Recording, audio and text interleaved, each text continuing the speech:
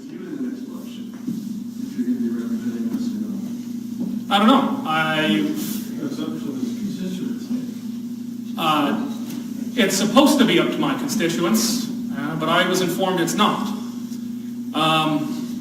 So as you know, our boundaries changed for the next election. I still represent Strathmore Brooks until the RIPS dropped for the next election.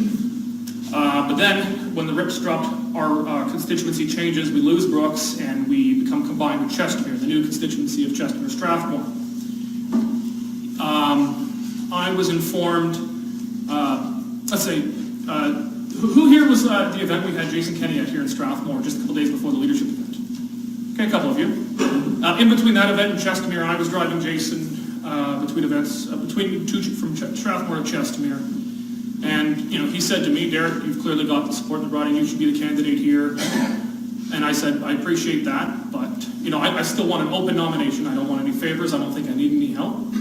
Open nominations are healthy, and it keeps you on your toes. Because we have the conflict of in Chestermere, there was another UCP MLA, Leela here, who I've got no beef with, but he said that she should run in the city and that I should run in the newly combined constituency, so we don't fight each other. And I said I agree, but that decision should be up to her. We should let the constituents decide.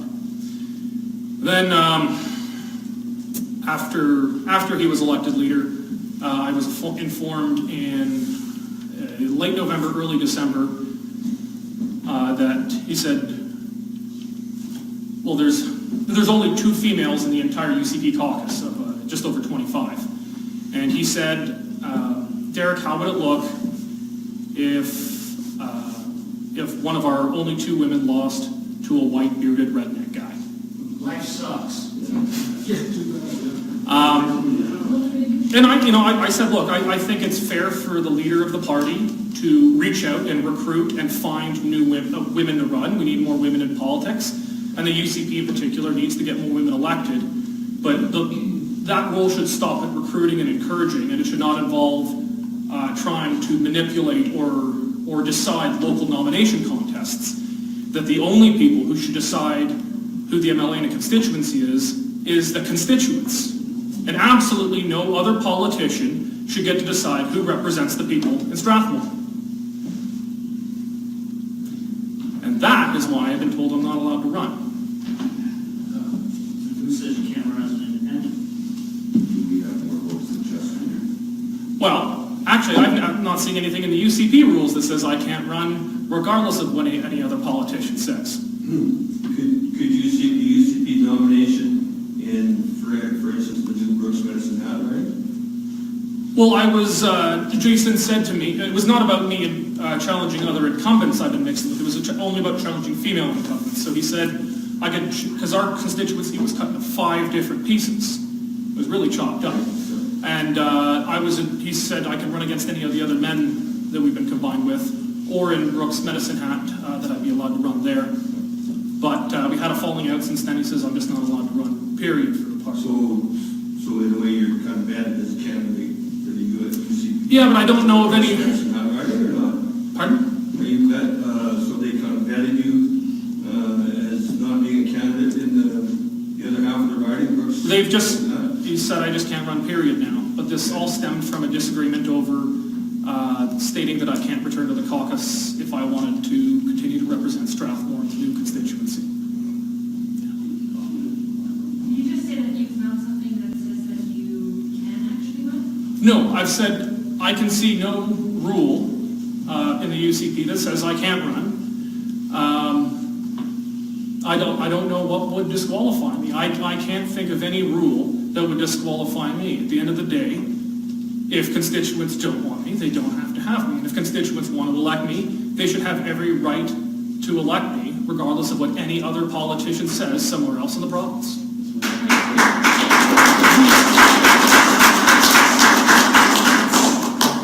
Are Yeah. you thinking of possibly running? I haven't yet, not to do the politician answer and say, oh, I'm talking with my family. Actually, I am talking with my family. I haven't decided. I'm talking to some of you in this room who I know very well. I'm talking to family and constituents about what to do. But I know it's really been my honor to represent Strathmore Brooks, and I love Chestermere and Strathmore. It might have been a stupid redraw by the Electoral Boundaries Commission, gerrymandering the whole region, but it's still a good constituency that I'm very proud to represent half of. And I don't think that anybody has more legitimacy to one half than the other because of their sex or because, I equally am legitimately the MLA for Strathmore, as Leela is legitimately the MLA for Chestermere, and representing one does not trump the other. Chestermere is not more important than Strathmore. I'm sorry to disappoint, Strathmore is not more important than Chestermere. You might disagree. So is there going to be an open nomination process, do you know? So there's UCP for the Strathmore Chestermere, right? So there is supposed to be on paper. If there will be in practice, we'll see. So Russia had an election recently, and they didn't stuff the ballots or cheat in any conventional sense, but they limited who's allowed to be a candidate. So Vladimir Putin got 70% of the votes, and by most reports, he didn't have to stuff the ballots or shoot anyone to do it. He got 70% of the vote, but what he did is they disqualified most of the other significant opponents. So his next opponent was the communist, about 18 or 19%. So when the UCP was created, I promised many of you, who here had a Wild Rose membership before? Okay, quite a few. Who here had a PC membership before? Okay, some of you are both. I promised all of you who were involved this constituency's grassroots led the unification process. We were the very first.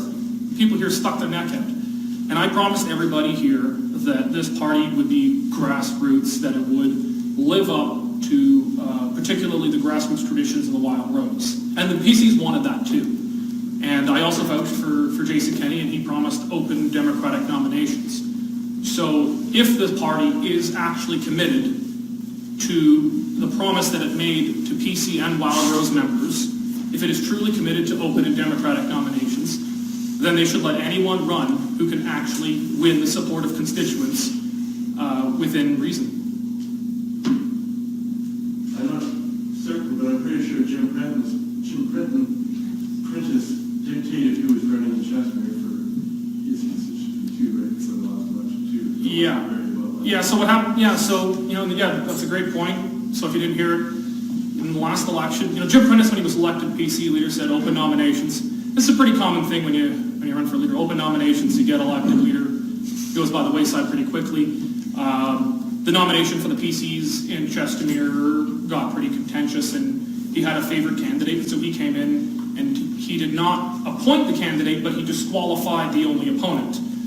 And, well, as essentially a Putin-style election. You got to elect who won, but you don't get to vote for anyone you want. And that's not democracy. I think, and particularly in a very conservative constituency like ours, if you don't get to pick who you want to be your candidate, you don't get to pick who your MLA is. And your MLA is nothing more than a party puppet who's going to follow the party whip whenever they're told. Yeah, Bob back, and Jason Kennedy has identified you as the person who does not want to run. Which woman has he identified as the one he wants to run? Any? So our constituency was split. Our constituency was split. We lose Brooks, and then we become merged with Chestermere, so we're about 50-50. And he has said that he favors her, and that Favors who? Leela here. And she's going to represent this new riding. Well, that's what he said will happen. Now, is she going to come forward and offer the same criticism that you've offered for the rationale of Kenney in this regard? In other words, is she going to stand up for all women and say, we're not going to put up with this. We're going to have a nomination and let the people decide. Is she really going to do that? I would hope so. I've got no beef with her. She's a lovely lady, and I've counted her as a friend. But I don't think it serves women well to have effectively affirmative action in politics. That's what I'm getting at. I'm hoping that she will interact with you and both of you enter the nomination book. She's refused to speak to me since the leadership election. So she wants the women She's refused to speak to me about the issue since the Electoral Boundary Commission came out.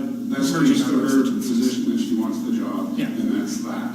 Yeah. As a woman, not as a representative of constituents. Yeah. Look, I've always been of the position that we should always have open nominations. And particularly in solid conservative constituencies, if you don't have an open nomination, you are stuck with your MLA forever, because what are you going to do, vote NDP? That's what happened. You don't have to raise your hand if you want. For security purposes, you don't have to raise your hand if you are an NDPer. But what are you going to do? You have to have that internal party democracy. There's a lot of strengths and negatives about the American system, but the great strength of the American system is the primary process. You don't even have to start new parties in the United States. If you're upset with your general party, you can start a group and you can challenge the nomination. The president, and you can take on a party establishment doing that. That's the beauty of that system.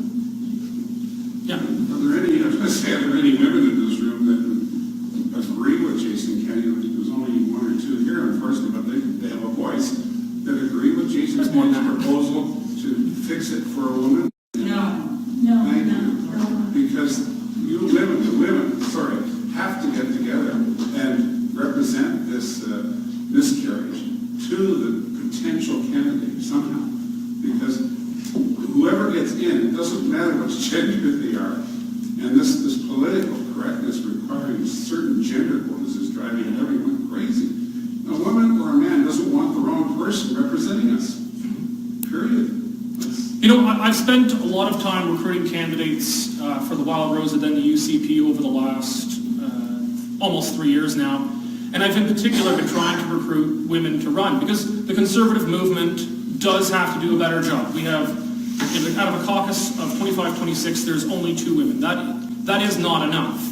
But on the other extreme, you've got Justin Trudeau, who appoints a cabinet to be 50-50 gender balanced just because, even though they've got 4 times as many men elected as women. Are you telling me that everybody in that cabinet is there because of merit? Of course not. Now there's a lot of reasons to go to, they build race and religion and geography and gender. It's one of the many things they bake into how they make federal cabinets. Competency is generally very far down the list, and that goes for conservative and liberal governments. But I want to think that at least in theory, especially as conservatives, that we should hold ourselves to a higher standard, that who is in cabinet should be based on merit, and who was elected or nominated in a constituency is based on who's got the actual support of the grassroots members, and nothing else.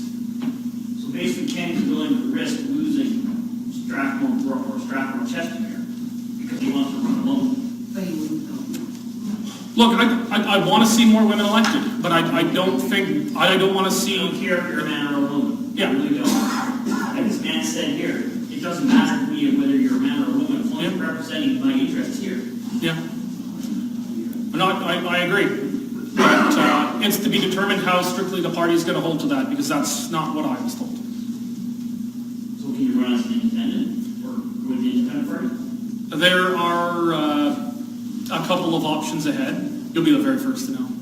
Yeah, you're on the No, but I do want to hear from you guys. I want your feedback about what should happen. There are a couple of options available, but it's not a meeting about the next election. But I'm very happy to answer all your questions about that. But I do want to hear from you about what the next steps should be. I think it is really critical right now at the formative time for the United Conservative Party that the brass, the elites of the party know that intervention in local nominations to favor one person or another for any reason, let alone one as preposterous as affirmative action, is not acceptable.